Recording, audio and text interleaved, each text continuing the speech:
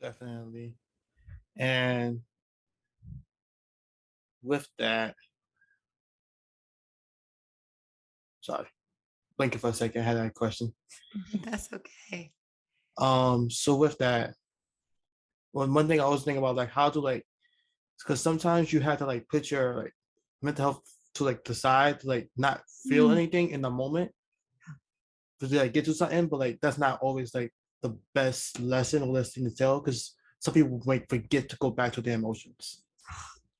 I mean, you are just like nailing these questions right now. I could talk about this forever, but what I call that, especially if you never, there's something called compounding emotions.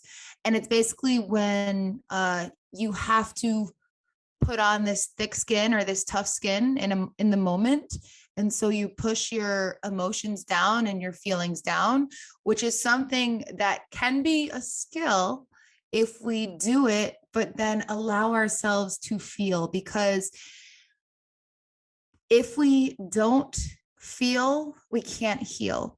So if you push your emotions down in the moment, but then never allow yourself the space to re-feel them and move through them, then they're just going to get stuck down there. It's like a callus. When you think about when your hands get calloused here, they just keep getting hardened and hardened and hardened. And that's kind of like what can happen with your emotions.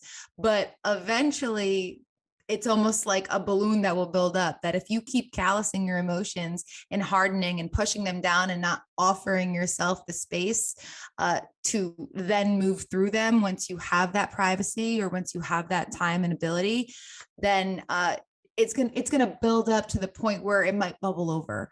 And I say might, but I actually mean it will. For some people, it might take a year. For some people, it might take 30 years. So it just depends on our capacity to really hold in those emotions. But I encourage everyone, if you can be that strength and that strong person, and those who are being that strength and those backbones for family and loved ones and themselves, I'm sending you all the support, because you're taking on something that is so incredibly difficult. But please find quiet space for you, find a private time to grieve, to feel, to resurface that emotion. And it's so crazy what feeling can do, because we can push it down and it might just manifest in anger for years and years and years.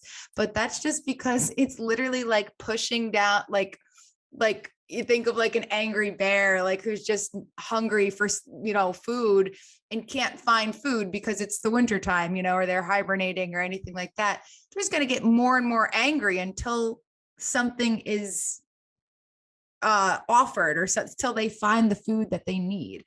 So, and or any animal in the wild, they get more riled up until they find what they need. That's what happens with humans with anger. When we just push emotions down further and further and further, the only way they can really come out is, or often the only way they come out is in anger. And so to avoid that, we just need to find the space to push through them and to feel them. And, sometimes a grieving process can take 24 hours, but then you've moved through it. Sometimes it might take a week, a couple weeks, a month, but again, you have to feel in order to heal.